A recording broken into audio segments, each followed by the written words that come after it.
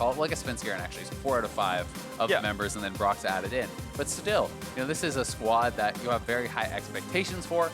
Excited to see what kind of a showing they want to bring us. A lot of talk was about how Broxah coming in was supposed to make TL more proactive. That was the preseason discussion, talking about wanting to play more around this duo of Broxah and Jensen, enable Jensen, who is known as such a strong laner, to be aggressive, because that had been one of the criticisms levied towards him, is that people felt he had started to play a more passive role compared to his play with his time on Cloud9. Right, yeah, and the change of jungle staff can be that. Xmithie not the most aggressive of junglers, so I can see how that would have converted, but of course there's a lot of lanes that I'm excited to look at if we're going to keep on the TL hype train. Doublelift and Core are gonna, you're expecting them to be the best laners down here in North America and hold up on the world stage, and if Broxah tower dies for them, that's exciting as well. So again, to echo your point, yeah, I'm looking for volatile, exciting, explosive TL, and Tahm Kench is kind of not that. No, but to be fair, against CLG, they actually played Tahm Kench Varus, and that was, I think, the single largest 2v2 lane advantage we have seen created in the LCS this split. They utterly demolished CLG's bot lane.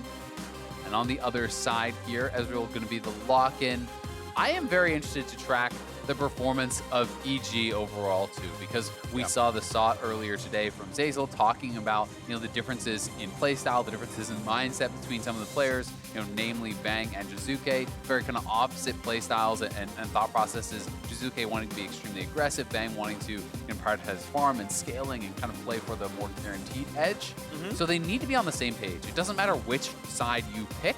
You have to be there united together, be on the same page, have the same game plan, and look to execute upon that, because EG as well has some very talented players and is playing, I think, far below what most people's expectations were for this squad. Yeah, totally agree. I think you can say that for both these squads, where I really do think that the players on paper should be getting a lot done.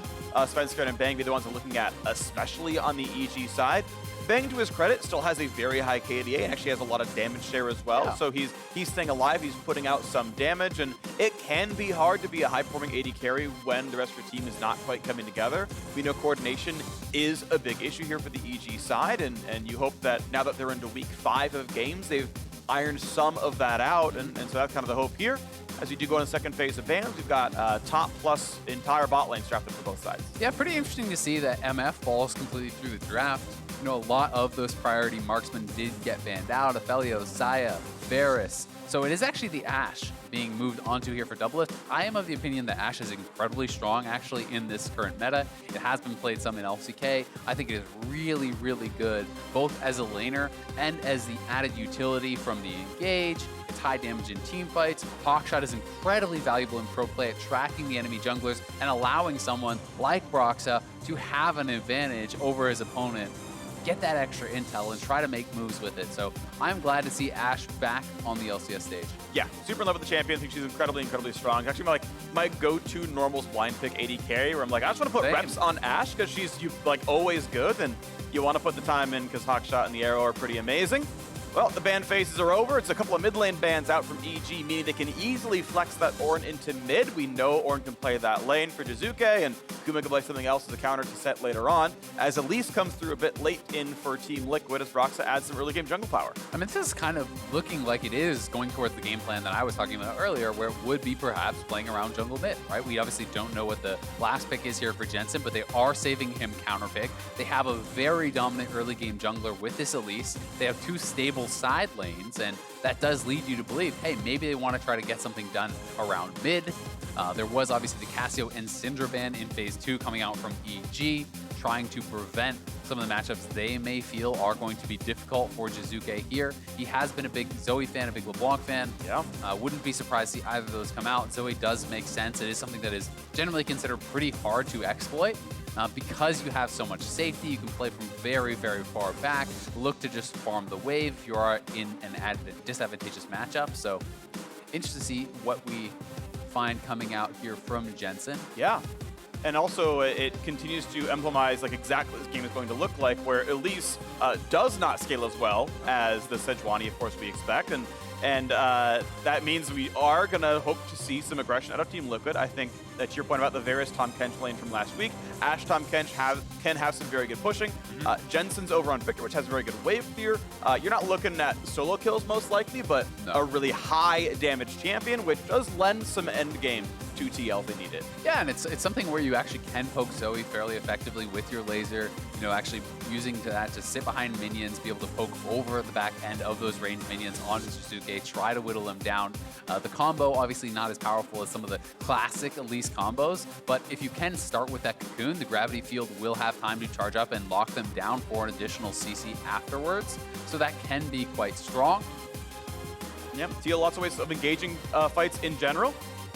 Even if it's Tom Kench, like, just ferrying set to the backline, who then, like, ults a Zoe forwards, like, even that'll work a little bit. But, yeah, you've got hard crowd control and almost every member of the team, some of which actually fairly reliable. Yeah, I would say, as long as you're not able to get a flank, a lot of the engage ability is coming out of Ashe, right? There's going to be a lot of onus on Doublelift to be able to hit that, and that can be problematic when there's champions like Braum who can stand in front, pop up the Unbreakable, and be able to block that. On the other side, I think EG has incredibly reliable engage when you combo Ornn alongside Sejuani, Braum there for follow-up, fishing for sleepy bubble trouble. I always say that backwards, trouble bubbles. Sure, you got that. There are a lot of different ways, but it does feel like overall EG is looking to set up, to poke with Zoe and Ezreal, and then when you get someone low, to utilize all of the hard engage that they have to commit to a team fight, force TL to take that. Whereas I think on the side of TL, you're looking more for skirmishing, more for picks, controlling vision, and utilizing things like the Elise and the Victor to come out of fog and try to take someone out. All right, so poke in a team fighting versus skirmish and vision control on the TL side. Let's see who can do it. A battle at 3 and 5. This closes out the first round robin of the LCS 2020 Spring Split. Evil Geniuses and Team Liquid. Teams that were hyped to start out, but one of these squads is starting out 3 and 6.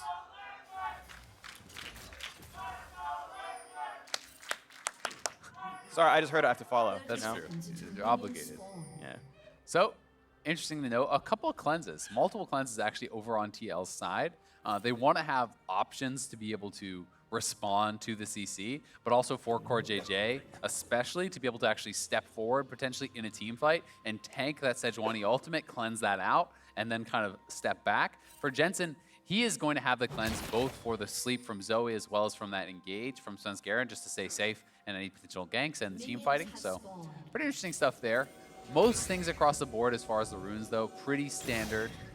You can see that it is going to be Spellbook on the Ornn. This is something that a lot of players have been liking to play with. If you're looking for any potential kill pressure in lane, swapping to the Ignite later on for 2v2s or even for the potential 1v1 can be really, really effective.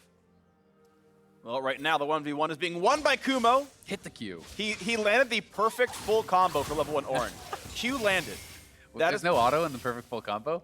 No, there's no brittle. It doesn't matter. It's really irrelevant. You know, he just punches you back. I gotta shout out. I always really enjoy when players talk to each other in all chat. And Jensen, when he loaded in, said this is not very good in Danish. Held og lykke, which I'm sure it was followed. Translates to health and happiness, or like good luck and happiness, something like that. Sounds like to his champion quote. Fellow Dane Svenskeren. You know, it's like a nice, cheerful little, maybe Gragas I could see. Yeah, I can see that. I mean, in general, like Freljord is themed fairly Nordic, so I could see that really coming through. It's for Sejuani, I'm sure. You know, she speaks the language. So you know, if you have ProView, you don't need me to tell you that stuff. Wow. You can just look it up yourself. Leaked. Yeah. All right, so up on the top side, you can see Kumo just started with the refillable potion. This is because he actually wants to start with refillable, farm up enough gold, and then generally you will grab a Doran shield from there. Because you cannot buy health potions and refillable and everything when you're already out on the map, this is a pretty common start. You want to avoid trading generally before you actually do have the gold to complete your first item though. And I would be interested to see if he went for something a little bit different, but taking the really bad end of a trade there.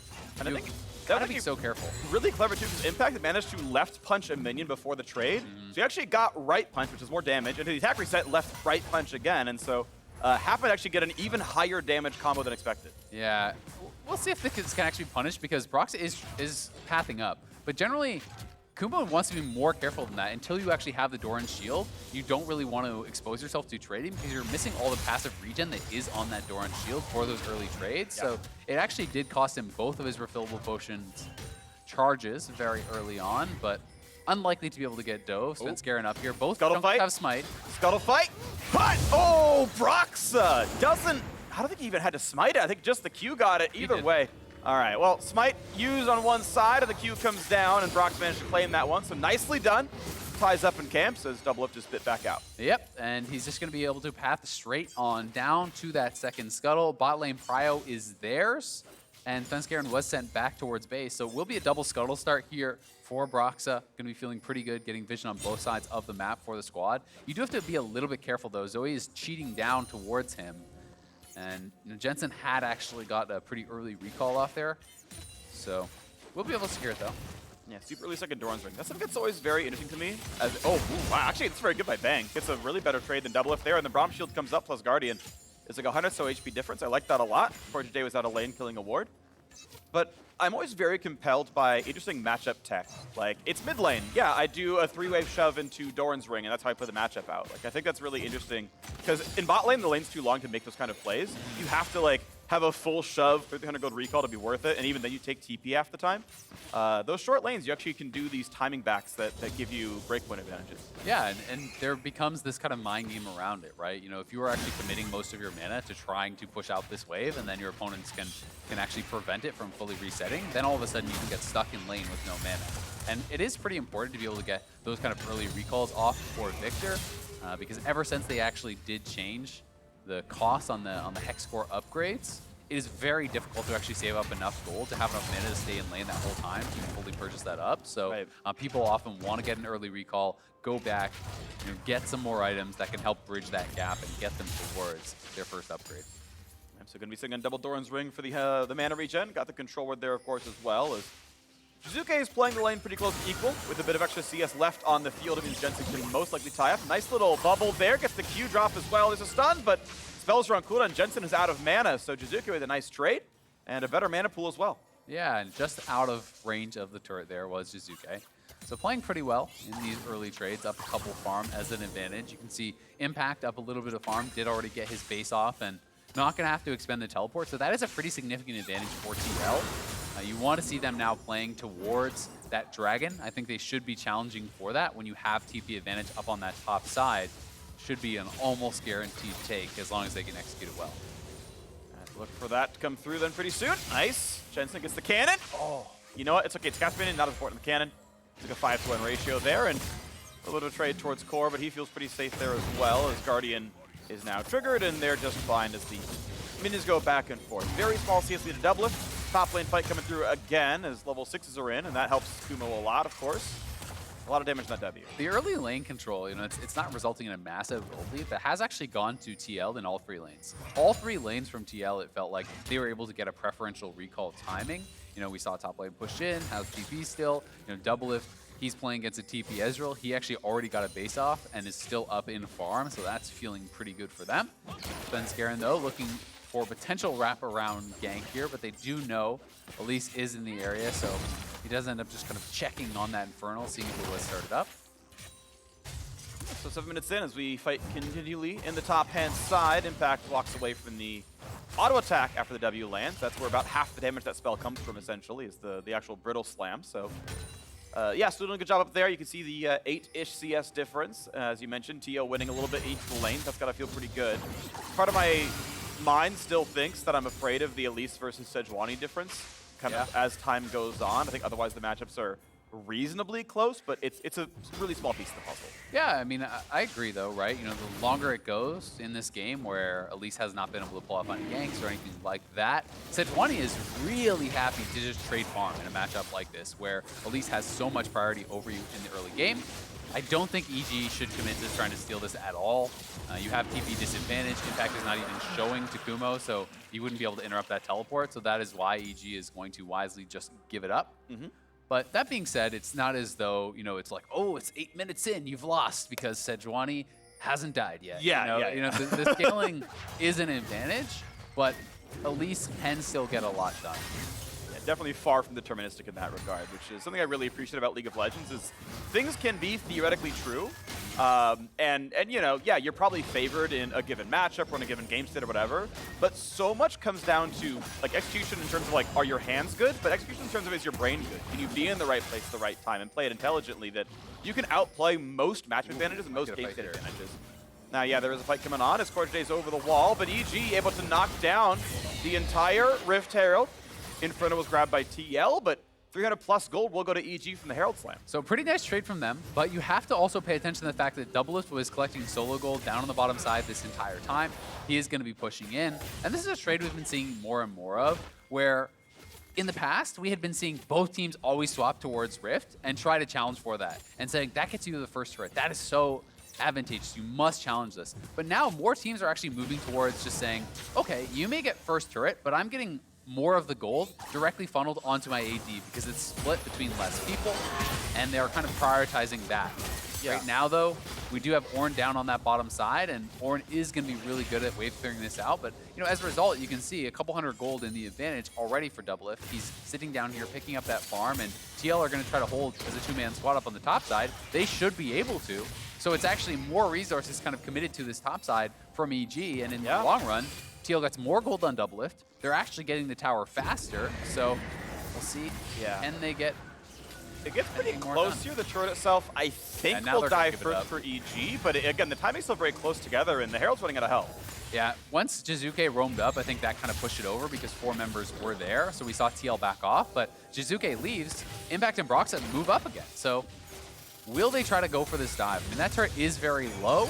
You could try to just start the dive, finish the turret, and then look for the kill, but they are hesitant to do it because if it goes wrong, that could be, you know, game-ending mistakes. Diving is set very scary, at least the same with Repel. There's so much time built out, and they aggressively push the wave clear down. Other things of interest is I want to point out that a regular wave of minions is about as much money as killing Rift Herald, right? It's about it's 100 gold to kill a Rift Herald, and it's about 100 gold for a full wave, not counting a cannon. So that part goes pretty close to equal. The alone time that Ashe had in bot lane is roughly what the Herald charge does. It ends up being a fairly close trade of resources by sitting in the bot side. Here comes the ult engage. A lot of stun's gonna land, but they don't have the damage to kill impact. The shield comes off, flashes the ult. There's a stun in a melee range, but the cannon minion is there to still take the turret shots. But it's ultis down, all 3 used for EG, and no kills come through. They will get the turret here, though. I think even if CoreJJ actually ults out to the wave, this is finally going to be it going down. It is too low. TL members were very low on health there also. So EG does get the eventual first turret and prevents the loss of that turret on the bottom side. Now, TL is faster on this recall and on the rotation down towards bot lane, so Doublelift may be able to pick this up before the Braum and Ezreal can actually respond, so we'll have to kind of track how that does play out. But overall, a pretty interesting game state where it wasn't just so typical where you see everyone commit to just going for that rift and then whoever gets it wins. You know, this is kind of the evolution of that, and it's somewhat reminiscent of lane swaps. When we used to see that in the past, and some teams would say, okay, how are you going to play this out? Do you try to greed it out and defend on one side? Do you agree and just handshake on the lane swap? We're kind of seeing a little bit of an evolution. Core doesn't feel safe enough to walk into melee range of Zeyzal. Could have not abstract, but demolished the turret and might have gotten the kill out of it, but respects the fact that he might have been attacked. Broxah's going to shadow the bottom lane. Yeah, and if Svenskeren tries to go around here and actually wrap around on the TL squad, he'll be face-checking into Broxah. So TL does have a really good setup here, and they spot Svenskeren. They're going to walk in now, 3v3. They find that's not a lot of damage on the Sven. He's supposed to walk away from this one. And TL playing that really nicely, double out of the turret. Core's ready to save him. Yeah, I mean, this is a simple setup, but very intelligent, right? You have CoreJJ behind Doublelift. He also has Cleanse. There's not really a great target to engage on there whatsoever. Broxah is covering what would be the wraparound gank path from the Sejuani. That would make it dangerous for them to be pushing that aggressively also. So it felt like TL really did check all the boxes and kind of guaranteed there was no way that EG could make a play on them while they took that turret. Well, you can see an 800 gold difference now, and it's Kumo feeling much more comfortable in the top side, but Team Liquid actually up in gold despite losing first turret. Yeah, both teams got all 5 plates. That still fell down eventually, but 150 bonus gold for the first turret in and of itself, and TL is still out farming above that by about 1,000. Yeah, and 400 extra gold on Doublelift, which is really where you do want that. He's on the Blade of the Rune King already. That is going to be feeling great for this setup around this dragon. It does feel like this is going to be a challenge from EG, though.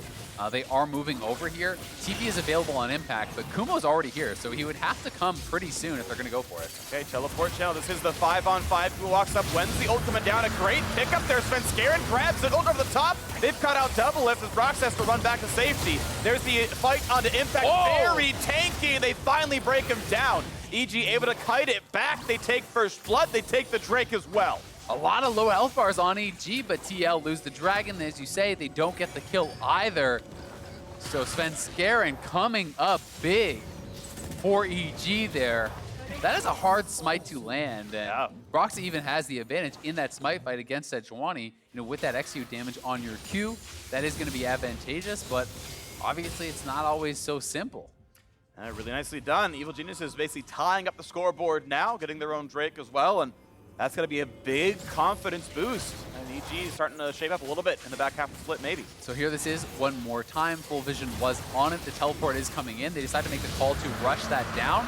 Smite, it did not look like it even went off for Broxah, so it just kind of gets burst out a little bit before Broxah was expecting it. Then a nice re-engage here. The laser over top of the Haymaker, that Victor plus Set combo, as they had been broken together, that was quite nice and got a lot of members low, but Impact did lose his life to set it up, and they couldn't finish off any of the kills.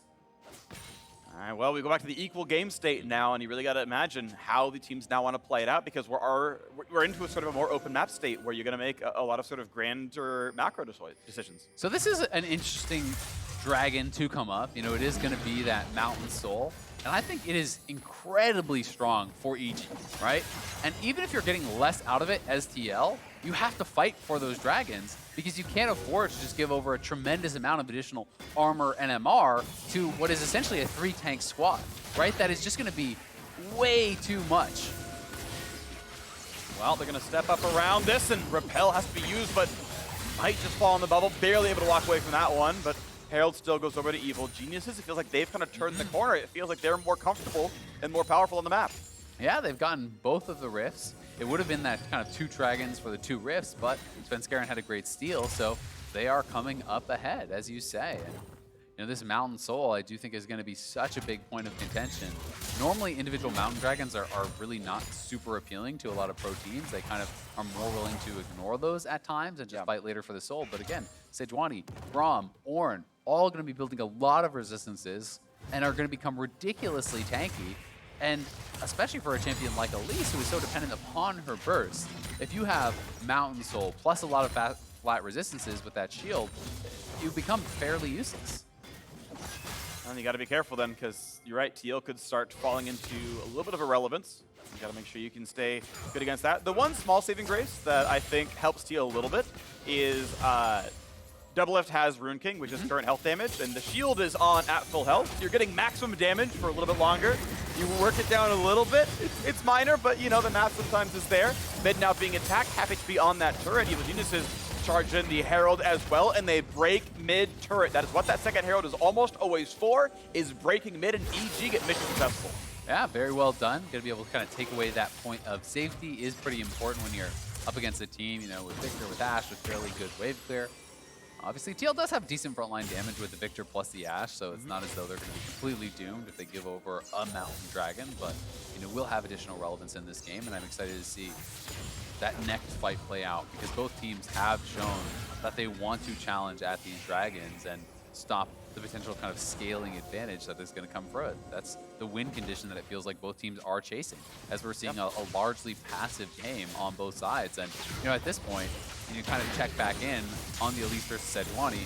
I'd always rather have the Sejuani at this point in the game. Oh, yeah. This is 0-0 Elise at 17 minutes, hasn't really been able to get anything done. And while Elise can have those big moments, the ease of execution is so much on the side of Sejuani.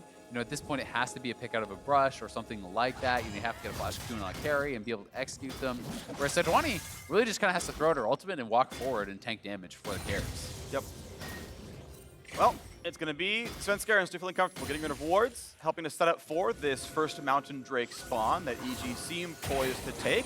TL still up in gold, but again, it just feels like EG's getting more done. It feels like they're the more comfortable team. They're the ones able to push waves more reliably. 20 seconds on Drake spawn as the Scar's Loom reveals TL as they move down and try to take control of this pit. Yeah, and Orange just hit 12, so first upgrade coming through, the Masterwork items. That's going to be pushing things even more in their favor, that kind of hidden gold advantage. That will be over on their side, but yeah, the contest for Vision does begin. And again, for EG, this comp is largely about getting the initial poke to start out the fight. But Svenskeren getting chunked out here. Ooh, that arrow could have killed him as well. He did a flash, so maybe only would have burned a flash, but it was going to land. But Jiizuke goes for poke, can't quite land it. Sven trying to regen. He W's the Raptor camp, and then lets that kind of give him regen now as well. As looks like EG wants to push in for round 2. Orin playing very far up. Kumo gonna find some CC, and a nice blast cone hit. Pulls an impact as well, and he goes down right away. What a start. EG a 1-for-0, have control of this river. Yeah, Jiizuke, honestly, just zoning out the 4-man squad. We saw Impact separated from the rest of his team. He moves forward, and EG just engages on him. They go straight onto the set. They burst him down as everyone else was retreating from this Zoe. So it is another one fight from EG. They just had such good setup in that area, really getting the most out of this kind of poke comp. Bang, throwing the Ezreal ult across them. Jiizuke constantly fishing with Qs and pushing them back. Just meant that Impact was split off and does get punished. So here it is one more time. Just watch Jiizuke. A lot of it is the threat of the Zoe Qs. They are retreating away from that. Impact has then been kind of separated from the team. And good job by Kumo here, getting the knock-up and then the presence of mind to step forward and utilize the Blast Cone to push Impact back. I think Impact felt he might have been able to survive there a bit longer and kind of turn around the fight for a potential re-engage. But with the 4-man squad split off, I think he probably just needed to flash immediately out of there and try to regroup with the rest of the team before they looked for any potential challenge. All right, well, you can see that scoreboard right there. 1,000 gold lead for Evil Geniuses. Just under 10 minutes away from Mountain Soul if they can completely retain Dragon Control in this game. We are, of course, at a pause. I will tell you what that is about when I hear this one, but it looks like we're having the refs talk on the Team Liquid side, so maybe something over there. Yeah, we'll obviously give you an update, but right now, kind of looking at the game state, it is swinging more and more into the favor of EG. I think they have the easier comp to execute on. They are getting to the later stages of the game, hitting these Masterwork item upgrades. They are heading gold. They have an additional dragon. So, you know, TL, the clock is kind of ticking, right? There is some pressure on them at this point to really start to make things happen. And this is, you know, not a situation that you are normally finding yourselves in as this team over the last couple of years. It's always felt like you just give them the benefit of the doubt that if they're not out of the game in mid-game, they're just going to win a fight, take Baron, and then win, right? Yeah. And it hasn't felt like that this year. Doesn't mean they can't pull it off in this one, but... Yeah, and a lot of the reason they normally win those mid to late game fights is Doublelift's damage output, which is very poignant here because the bug is that neither team can see Doublelift, and based on damage charts, neither can I. But like literally, He's been Doublelift playing well this game. He's fine. I know it was just so easy. I had to go for it. So Doublelift has disconnected from the game. He will reconnect. We will hope that gets sorted out. But the champion became invisible, and he's not playing Kaisa, so That's a strange unusual. bug. Yeah, I hadn't seen that one before. Neither have I. I've seen the invisible new ganks. Okay, yeah, sure. Those are always surprising. Yeah, I would expect so. Yeah. So we'll get that sorted out. And as time goes on, we'll figure out what that is. Doublelift has reconnected to the game. Don't know if his teammates can see him, but yeah, he's like in mid lane hitting minions, and Core's like, wait, how are these minions dying? And now everyone else is reconnecting. Core can't see him, so he's going to reconnect, and we'll go through all of that and hopefully get sorted out. That would be nice. Okay. Otherwise, go ahead. We're actually going to go into a Pro View replay, I do believe, to see what the players were actually watching here. That's exciting. So I am interested to see what that actually looked like, because this is a new bug for me. But yeah, it seems like everyone is actually exiting out and going to be reconnecting. Hopefully that will solve the issue and we don't have to look towards any other more drastic solutions. Yeah.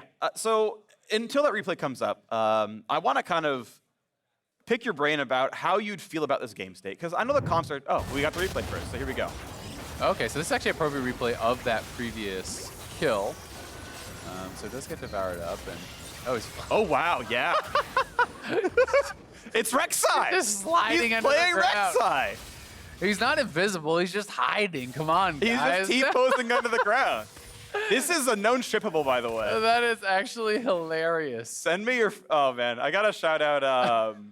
oh, I'm blanking on his name, but there's someone I follow on Twitter who's like, hey, send me your favorite game and development bugs that like you had to find or were known shippable or whatever. Yeah. There's some very good bug hunting stories. The one I want to tell here is there's a squad that was QAing a James Bond game, and they did such a good job, they found 10,000 bugs. Oh and they my needed God. bug number 10,000 just to do it. And it was like, in one of the levels, there's a bunch of world clocks, and they weren't sure if like the time for Tokyo and the time for London were accurate based on the rest. And they're like, well, we know that one of these countries doesn't have daylight savings time. So we've got to go and look through the rest of the game for what time of year it is to know if daylight savings time exists. They actually come out, they figured out that they're 1 hour off because it should be daylight savings time. Submitted the bug, and they're like, Bug 10,000. all right, we'll fix it. Nailed So the clocks in some random meeting room in this game are fixed. That's And I really enjoyed that. Meanwhile, the game has reconnected. On my side, He's above ground. because I didn't reconnect, Ash is still popping up and down like it's whack-a-mole on my screen, but for us, it's fine. That's really funny. Is he online now? Now I'm really curious. Oh, yep, he is. Okay, he's still underground. Yeah. We But- didn't reconnect, so As far as the pros can see, he has returned to the surface. that's. His Doublelift is no longer a mole people. We've been told if you just like scrub through time, you'll be fine. I also got bug splatted, so I'm reconnecting now as well. We're back into the game. Let's focus on Evil Geniuses and Team Liquid doing battle once again, closing out the first round robin of the LCS, and we'll see which squad goes up to 4. 4 would tie for 6th place. They would put you in a playoff spot if it was to be only a single round robin run. And as Impact is pushing down to the bottom side, still feels comfortable to fight Kumo. Yeah, I think for TL and EG as well. Oh, there's going to be a pick on the top side. Oh, Jiizuke is definitely going down. Broxah's on the board, but a fight in the bottom side of Flash ult dodges some of the damage, but Impact is running out of health, and Bang just takes him down anyway. Oh, I guess he just didn't have his Haymaker up there. His passive was fully charged. He must have used that earlier.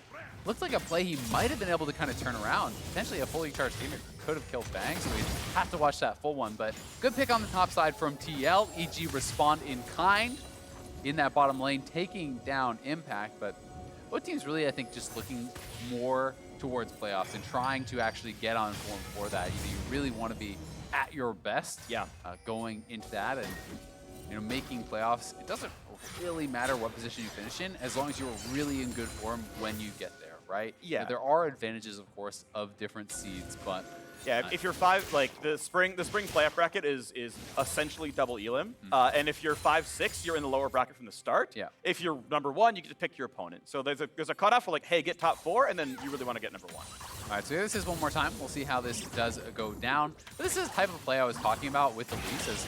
Oh, I think he was actually trying to... So that looks really funny. What he's doing there, I almost guarantee you can actually use the Zoe ultimate to go over the wall and ward a brush. So I think he was actually just trying to ult over there to ward. Yeah. And the cocoon came out instantly. He gets snagged, does get burst down, and on that bottom side, Impact getting picked off also. Yeah, he had burned W at the very beginning of that trade, and then it was like 2 seconds left on cooldown by the time Bang finished killing him off. So kills it at this side of the map. 1,000 gold difference still between these squads, and I have to keep singing the praise of Evil Geniuses for putting this together and feeling a bit more cohesive. I gotta say the trademark Jiizuke aggression has been, I would say, reasonably well tempered. I don't blame him for that death. I think it was actually a good play that happened to fail, but overall was a big part of the reason they've been winning some of these fights. Yeah, I mean, that seemed more like an outplay than a misplay. Right? Yeah. That is a pretty standard move to utilize the Zoe R to check a brush and actually, drop wards and things like that. Checking even with that paddle star. So quick reactions there from Broxah and Jensen to be able to punish him for it. And they do get their first kill on the board, but so far so good from EG. And I have to say, this is kind of one of the most stable games that it feels like they have played. It is a much slower pace. We are used to seeing Jiizuke look for more of these kind of crazy plays that people have been talking about. Sometimes it really works and it looks incredible. Other times it doesn't.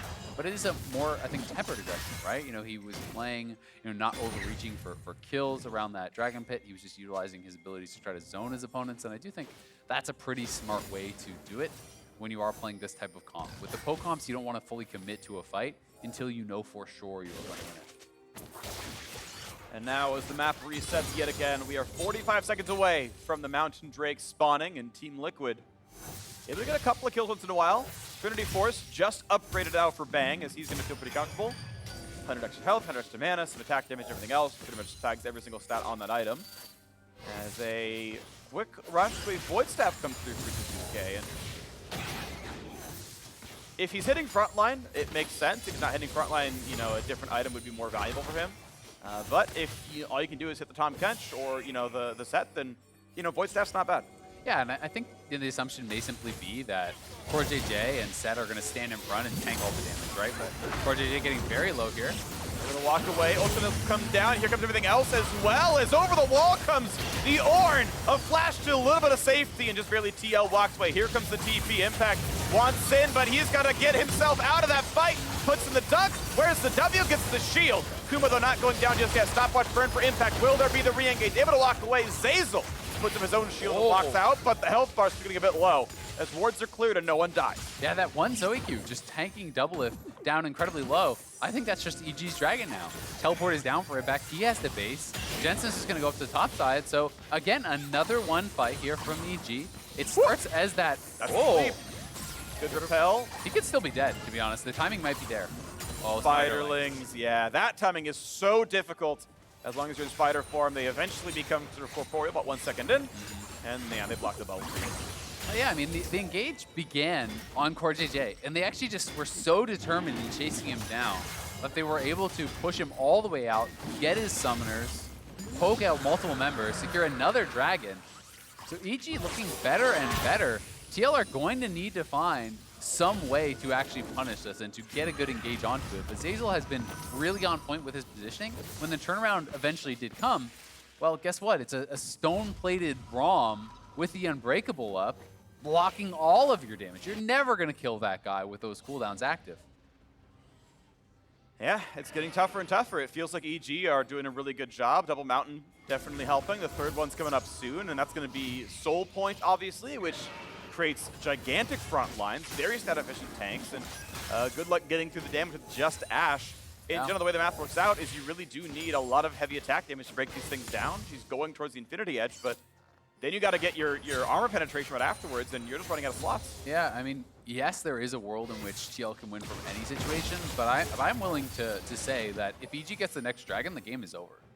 I do think that it becomes too damn hard to actually come back, you know, with a 3-tank team, having Mountain Dragon when you are reliant upon picks, when they have the ease of execution. There is always a world in which you can make it happen, or massive mistakes do come out, but I would put it at like 95-5, 90-10, incredibly in EG's favor if they grab this Mountain Soul. And they're one dragon away from doing it, having won multiple fights in a row, so they don't need to force anything. Yeah, I agree. I think it really does come down to the fact that neither of these teams are particularly nimble, right? It's 3 front line. I'm going to argue that Elise is kind of front line here. I mean, she's certainly not like a backline access champ, right? Yeah. You're not getting big flanks. She's front line. She's just squishy. Yeah, it's like, look, if you're playing Kennen and Talon, then look, you can just one-shot Jiizuke or Bang and get rid of the DPS. Like that's possible, right? Based on the champs coming out here. But I don't think the TL comp is gonna really hit backline reliably. Maybe it happens. Maybe Impact is like the perfect stone plate ulti and like actually puts Bang at 10%, like that.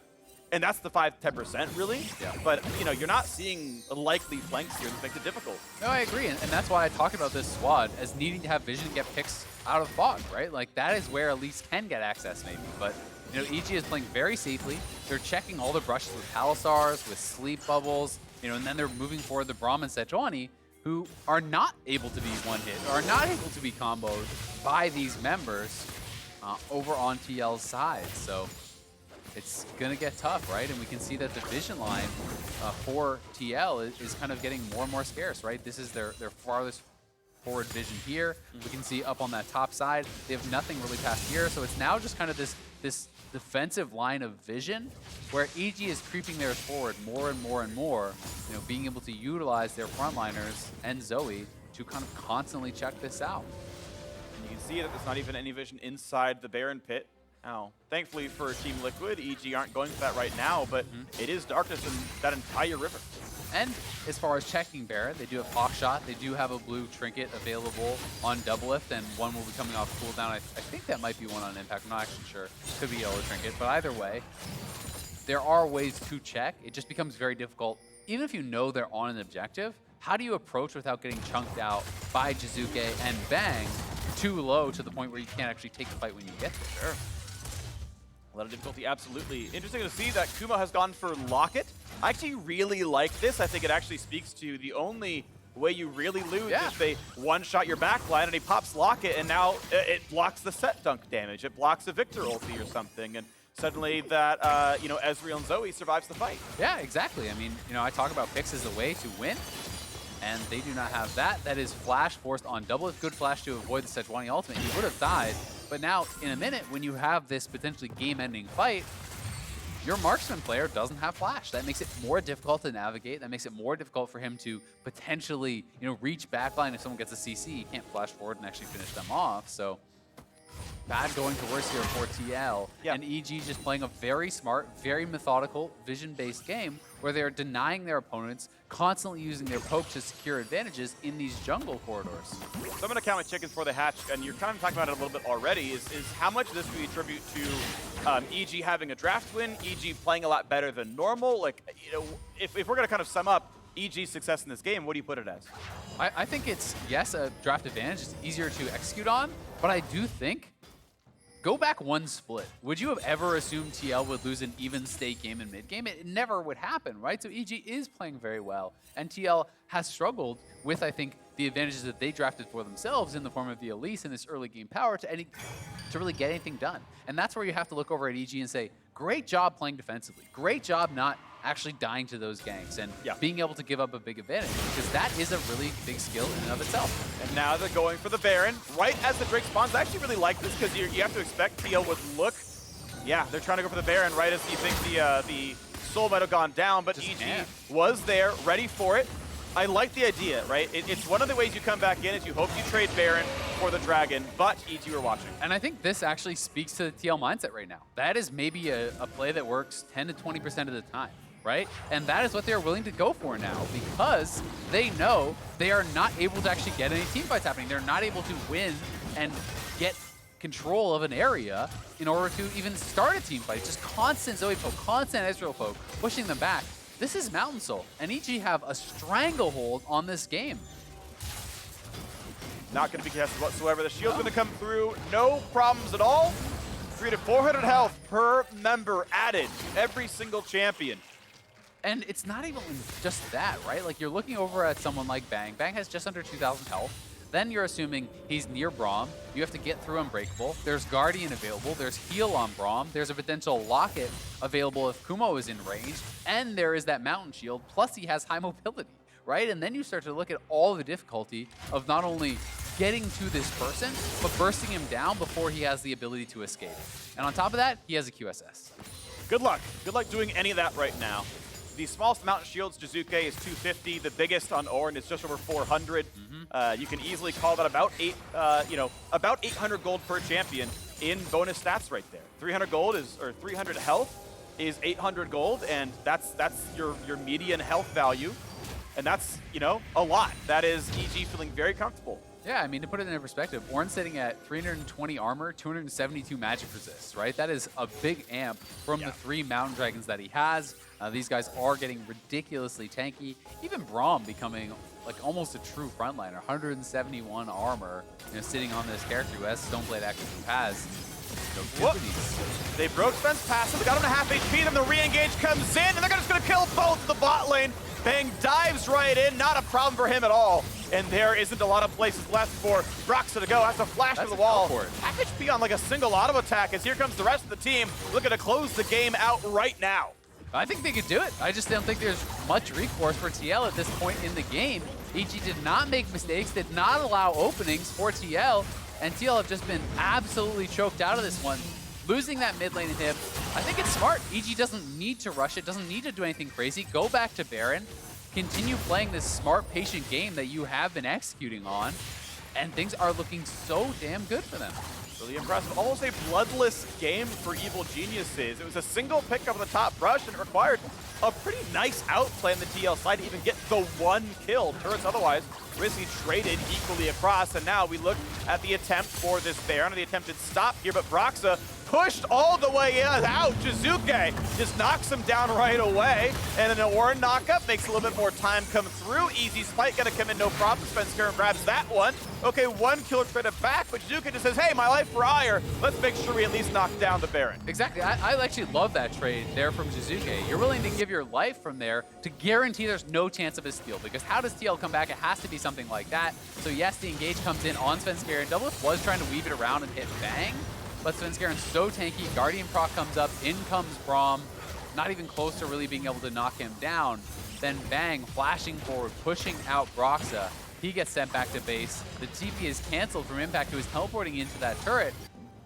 And EG take that, get a Baron. Jiizuke gives up his life, but takes away any chance of that 50-50. We're back to Subterranean Ash. Back underground. Rip. Yeah, all right. Well, we know Reconnect fixes it, so if it needs to happen, then that'll come through. Hopefully it's just on spectator side and not actually on the player's side right now. I'm assuming since there's not a pause, it's not on their side. Yeah, it's like, you know what? We don't need to see him. You know, it doesn't matter. It's like, we use AFK walk forward and it wins anyway. But Doublelift is on 4 items. He does have damage output. Okay, I don't think there's enough damage to win this fight anyway. It requires a substantial misplay, but he is on a good power start. And here's the problem, though. They don't get to attack anyone, right? Doublelift is strong. Jensen is strong. When do they actually get to hit people? It's just Jiizuke and Bang shooting skill shots at you over and over, and you're playing this mini game where you have to dodge everything, and eventually something hits. And now it's like, well, back to base with you. Go heal up, and they take an objective, and it's just rinse and repeat. EG aren't actually fighting. All right, well, I think we all know what this pause is for. As summoners disconnect and go to reconnect into the game, we're going to get ourselves back in before too terribly long. You know what? It is what it is. Honestly, I know I made a joke about Dolph earlier. I don't think it's his fault. I think he played fine. I think he and CoreJJ did well in their lane. They got the early push. The first Infernal Drake went over to TL. I think not swapping to Herald and just pushing bot lane is also completely fine. Yeah. Both sides got all 5 plates. You traded 100 gold Rift Herald for 1 wave of CS, which is 100 gold in and of itself. I don't think that was a problem necessary for TL, but ultimately they did drafts for early pressure, right? They grabbed the Elise when a Sejuani is up. They said, okay, we're going to win through early jungle pressure. They had pushing lanes, but their end result was a 200 gold lead that was then answered. Yeah, and I don't think they have enough engage options against this really heavy frontline poke squad, right? You know, you have Doublelift with the Ash Arrow. Sure, you can shoot that out, but where is the angle that he's going to thread this through an Orin, a Sejuani, and a Braum, right? And even if you hit someone, that's just one stun that can be QSS'd by the Ezreal. So it feels like they don't have enough options if they're not playing from a heavy advantage. And perhaps they were just thinking that this is something where, you know, Broxah is going to get more of an edge, and we're going to be able to punish them around objectives, and EG won't do the setup properly, or Jiizuke will overcommit and we'll kill him off when he does that. And, you know, in that world, this game can look very, very differently, but EG has played a largely mistake-free game, and when they do not make mistakes, it does not feel that there is a lot of options for TL's draft to really do anything. Yeah, it ultimately feels like the team that needs to use the aggressive tools just wasn't able to be aggressive, and either that's not finding the openings or EG playing really, really immaculately. Probably both. Yeah, you know, a bit of column A and column B there, and the end result is EG felt comfortable the entire game. Again, we'll point out the early laning phase was pretty solid. There were some good early moves for TL, but you got in the mid game, and it felt all EG all the time. Ever since that first Svenskeren Smite steal, which, hey, props to him, that was a really nice pickup. They've got an extra kill off that as well, worth you know, about 600 gold for the first blood and assist. And at no point afterwards did TL feel like they had a way into the game. Yeah, exactly. And I think, you know, that was really telling that we saw the 3rd and 4th dragons not even contested. Yeah. Right. You know, that is for Soul. That is something that I called out as likely just GG. I think if that's solo queue, you do forfeit when they actually pick that as this comp, because it's too frustrating to play out the game for too low of a percentage of chance to win. And, you know, they didn't even contest them because they were not able to find ways in. It was not that they didn't want to contest them. It's that they're poked out. They're pushed off. They're not even able to actually, you know, funnel into this corridor to make something happen. And now it's just up to EG to cleanly close this one out. They've got to remain mistake-free here. They want to lock this one up. Arrow comes in, big shield in the front, decent amount of poke. Broxah half HP, stun comes across as well, and Kumo exactly full health afterwards. The Jensen's come in to reach the health bars, and well, TL able to wave clear most of this. Next few spells will come in and should knock down the next cannon. But for now, the poke continues. Nice by Zeyzal, walks in, tanks the Victor East. The cannon stays alive and it keeps chipping down the inhibitor turret. And here's the thing, right? CoreJJ and Doublelift sent back to base, so now you lose a turret on this wave. They get them poked down, they push them back, and this is it for EG. Now even a redemption picked up from Jiizuke. That is a knockup. There's a pullback onto Ash, and Doublelift will stay safe for now, but this is still going to be Impact. Finding a single kill with the backline access, nicely done, but it's traded. Already the Elise is gone, and the set is going to join. It's a 2-for-1 advantage to Evil Geniuses and a 4v3 push. sure seems easy with a very large gold lead. Ult comes across, not gonna deal damage. Doublelift saves again by CoreJJ. Jensen here, the damage tools are up for TL, but isn't even gonna be enough. There's still 4 members. One of the carries still alive. Bang able to hit some shots open to CoreJJ. Turret running out of health as well. The cannon minions buffed up by Baron, gonna knock that one down as well in the siege. Will it continue? And actually the answer is no. EG, off losing their mid laner, will choose to wait a little bit longer. Elder Dragons in 40 seconds. Yeah, and they have a lot of gold to actually spend up here, so quite a bit in their pockets. They'll go back to base, they will reset for this, and again, there's no need for them to actually risk it. Could they have finished the game? Maybe. But here this is one more time. Kumo gets a nice knock up there over on the Doublelift. The Consume is used. They do get the initial kill onto Jiizuke, but again, you can't get past Kumo. You cannot get past this front line. That is allowing Bang to just free fire. He does knock down Impact, and then it was kind of just the continued siege. The Mountain Soul shields come back up. They're able to regen that, and here we are over by this Elder. This is TL's maybe very last hope in this game. They've got to try to get something here. Well, here comes the hope as Poke goes back and forth. I think Elder Dragon can be a great equalizer. EG pushing in for mid lane play. Keep in mind, no inhibitor in the mid lane, only one Nexus turret. A straight up push down mid could end it, but first a hard engage. Double knockout comes in, damage to Impact, and a lot of backline access as Ornn is very tanky. Impact puts up the shield, but he can run out of health as they're diving in towards the TL squishies. Impact staying alive though, kiting back, and Jensen doing a whole lot of work as well. TL are staying alive. How about round 2 of this fight as the cooldowns come back up? Can they find the damage? Team Liquid fighting admirably, presents the gold deficit. Doublelift hitting the Elder Dragon. There comes the knockup for Kumo. Poke in for Jiizuke. Shield comes in yet again. Redemption over the top though, and it means that EG will not be stopped. Kumo on the chase. Health bar low, but not getting worn down yet by the Ash. Can't find the knockup, but the damage still not coming through. A double kill in for Bang. And TL just don't have the gold to kill the tanks. Here's the teleport. Here is the game-ending push. Jiizuke, sorry, it's Bang here to end it, and no one will stop him from talking down the Nexus. EG grab their 4th win. They tie for 6th, and TL fall to 3 and 6. A damn well played game there from Bang, and really all of EG. Bang sitting 7-0 and 2 at the end of that one. They could never get to him. Very cleanly executed poke comp here from EG, utilizing Jiizuke and Bang to always be pushing TL back to whittle them down prior to the fights. And you know, even in that final fight, TL kited that one out very, very well, but it's so hard to actually get through this Mountain Soul, triple Mountain Dragon in what was already an incredibly tanky front line. We really did see the objective control make the difference in this one. And EG, this is their best game of the split. Yeah. This was largely mistake-free. They had, what, 3 deaths? Really 1 death for most of the game? Like, this is really, really impressive, especially when you look at it and you think about what are the criticisms of EG? It's always them going off the rails, doing crazy stuff, giving over deaths, right? And that was not what we saw here at all. This was a very well-composed team that took down the 4-time reigning champs and made it look easy. And TL are out of excuses. They've got their players here. It is time to put up or shut up, and it's not been a good look so far. Jet lag is no longer an issue. You've got to play well, and you know, you dropped a game into a team that was 3 and 5, so I want to see the growth for TL, and I want to see EG keep this state, because, hey, well done to them. The state from Analysis is going to break down that draft in this game after a quick break.